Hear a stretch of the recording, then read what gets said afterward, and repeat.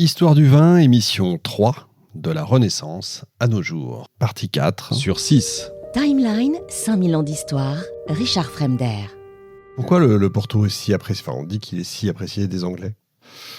Parce qu'ils l'ont inventé quelque part. Ah, oui. Enfin, ils ont inventé les procédures. Et ça, c'est toujours des effets de billard à trois bandes, des effets de ricochet, des guéguerres politiques. Quand Colbert a bloqué l'importation des produits anglais parce que les Anglais étant pré-industriels, avaient inondé, étaient un peu les Chinois de l'époque, ont inondé l'Europe avec leurs tissus produits industriels allemands. Colbert dit, il y en a marre, on arrête les produits anglais. Bon. Et les Anglais se sont creusés la tête en disant, il faut riposter, mais qu'est-ce qu'on importe de France? Ah si, le vin de Bordeaux, massivement. Donc, ils ont bloqué le vin de Bordeaux. Et il fallait que les marchands engueulaient, et les consommateurs aussi, ils avaient soif. Qu'est-ce qu'on va trouver?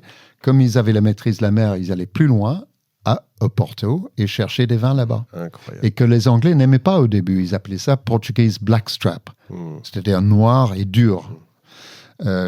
Et un marchand anglais a dit, puisque pour s'accaparer l'approvisionnement, c'était la guerre pour trouver du vin, il fallait passer la montagne à dos d'âne, parce que le vignoble est à l'intérieur, dans le Douro, pas à côté de la mer. C'est trop humide.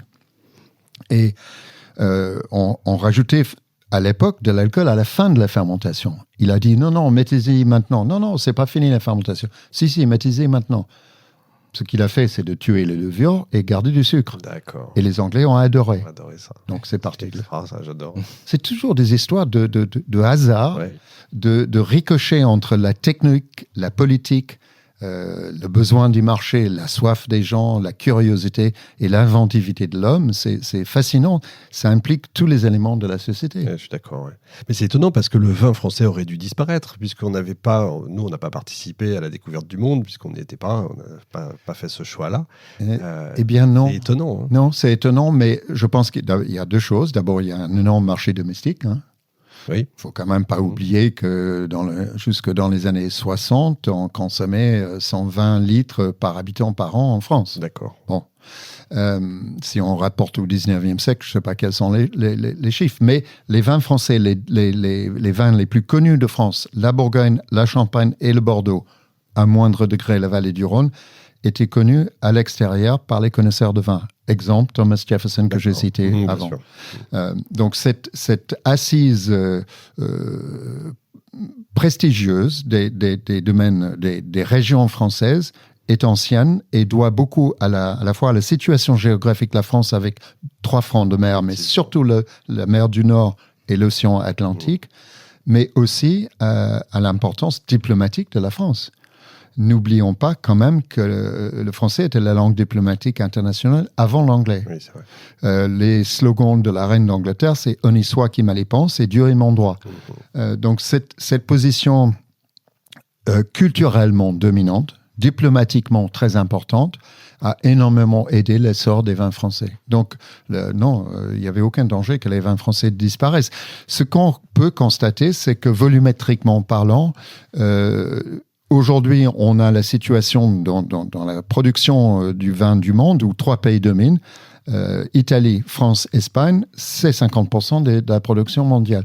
Ben, c'était pareil à l'époque. D'accord. Après, les marchés étaient très différents. L'Espagne avait un accès à la mer, l'Italie beaucoup moins. Oui, logique. Donc, Espagne et France ont pris le dessus à cette époque-là. D'accord, je comprends. La Révolution a cassé des choses ou pas vraiment À la fin du XVIIIe siècle, il y a aussi un aspect dont on n'a pas parlé, c'est la liberté de commerce. 1785, c'est une révolution, avant, ça, ouais. puisque la grosse contrainte, c'était les coûts les péages. Bien sûr, tout ce qui entravait le commerce, tout ça disparaît. Donc, une espèce de fluidification du commerce dont va profiter Bordeaux, mais pas que. La Révolution. Les Hollandais aussi. Bien sûr, oui, les Hollandais, oui. Puis la Révolution, les désordres de la Révolution sont une cassure. Mais il y a aussi la Révolution, c'est aussi la montée au pouvoir de la bourgeoisie, qui est la bourgeoisie marchande. À Bordeaux, elle est très puissante. Les Girondins sont Girondins pour une partie. Ensuite, à partir des années 1793, avec la terreur, avec les guerres européennes, il y a évidemment des difficultés économiques majeures qui resteront jusqu'à la fin de l'épopée napoléonienne à peu près. On sent ça dans les chiffres. Dans les chiffres de commerce de Bordeaux, parce que c'est ça l'étalon. C'est vraiment ça l'étalon. Oui, il y a des périodes mais qui durent finalement 20 ans. Et puis ensuite, ça redémarre très fortement à partir de 1848, une ère de libre-échangisme, sous le Second Empire, qui est une période faste pour Bordeaux, fauchée par les maladies à partir des années 1852. Mais c'est vrai qu'on parlait de Colbert qui bloque les ports. Quand Napoléon bloque les ports et bloque l'Europe aux Anglais, ça aurait pu là aussi tuer complètement le marché. Ça aurait pu. Ça n'a clairement pas fait du bien. Ce qu'il faut aussi dire, c'est que, alors, un autre axe d'exploration de l'histoire du vin, c'est bien sûr la partie technique. Et là, il y a eu quand même des grands bonshommes en France, en particulier, qui ont fait avancer le schmilblick. A commencé, il y en avait beaucoup avant lui, mais je parlerai de Chaptal, puisque vous parlez de Napoléon. Chaptal, qui était ministre de l'Intérieur et ministre aussi de l'Agriculture sous Napoléon, a fait une description, je vais lire un extrait assez précise de la fermentation. On va parler de Pasteur après, parce que Pasteur a compris le mécanisme, qui lui venait d'une région viticole, le Jura. Et sous Napoléon Ier, il décrit très précisément le bouillonnement de la fermentation, mais avec des mots très poétiques. Il parle d'une explosion volcanique dans la substance liquide. C'est joli. C'est très joli. Et puis, il parle des petites bulles qui montent, la mousse, le volume qui augmente. Donc, il décrit exactement la fermentation. Et Chaptal, il a laissé son nom par le terme chaptalisation, a compris que le sucre était un élément essentiel dans la fermentation. Il ne savait pas que les levures étaient les transformateurs de sucre en alcool. Mais il a recommandé qu'on rajoute du sucre avant la fermentation pour augmenter le taux d'alcool des vins. Ce qui rejoint ce que Sébastien a dit, que le goût avait changé. On ne cherchait plus des vins légers, très acides, on cherchait des vins avec plus de corps, et du coup, plus d'alcool, parce que l'alcool contribue à faire le corps du vin. Évidemment. C'est toujours autorisé, la chaptalisation ? C'est toujours autorisé dans les régions dites du nord de la France, mais le nord commence à Bordeaux. D'accord. Après, avec le réchauffement climatique, c'est de moins en moins utilisé, parce qu'on n'en a pas besoin. On a assez de sucre naturel dans le raisin. Mais dans les parties sud, ce n'est pas autorisé, parce qu'il fait assez chaud, et donc il y a assez de sucre. Il y a suffisamment.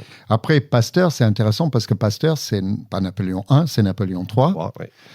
Qui, lui, a découvert la fermentation, et d'abord avec la bière, d'ailleurs, avant de le transmettre au vin, enfin de trouver exactement la même chose avec le vin, c'est le même mécanisme.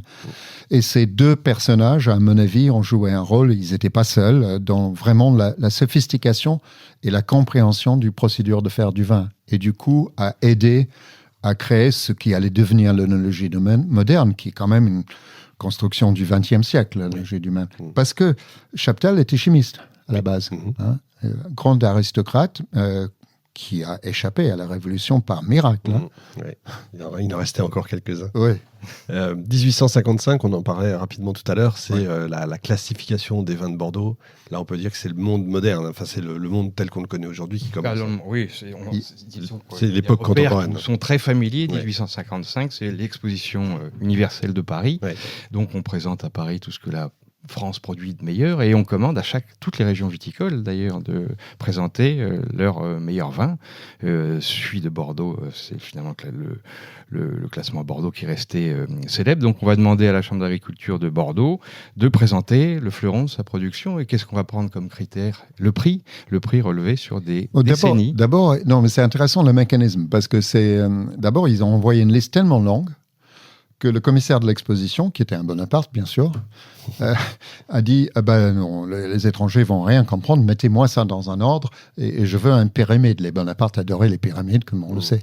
Donc, mettez-moi dans un classement. La Chambre d'agriculture s'est déclarée incompétent. Ils se sont référés à des personnages très importants à Bordeaux, qui existent toujours, les courtiers. Les courtiers, c'est eux qui assurent la transaction entre un propriétaire et un acheteur. Par exemple, Château Lafite, un courtier va trouver des gens capables d'acheter du Château Lafite, des professionnels, et touche une commission de 2%, toujours, sur ces transactions. Et c'est eux qui comme ils étaient intéressés par le prix, parce qu'ils touchaient une commission, plus c'était cher, mieux c'était pour eux, ils ont donné leur classement sur les décennies précédentes. D'accord. Par le prix. Donc, c'était un classement boursier des domaines. Génial, ça. C'est ça. Donc, les premiers étaient les plus chers, les deuxièmes, troisième, quatrième. Il y avait 5 rangées dans le Médoc, plus un grave, Aubryon, parce que celui qui avait démarré l'affaire. Évidemment. Ils ont aussi classé les Sauternes avec 2 rangées et un exceptionnel, Yquem. C'était le seul. Ce qui montre que c'était les vins doux qui étaient les plus chers à l'époque, pas les vins rouges. D'accord. Aujourd'hui, la situation est différente. Ouais. Enfin, le Yquem reste toujours. Reste, mais Yquem est beaucoup moins cher que Lafite, la Tour, etc. Aujourd'hui, oui.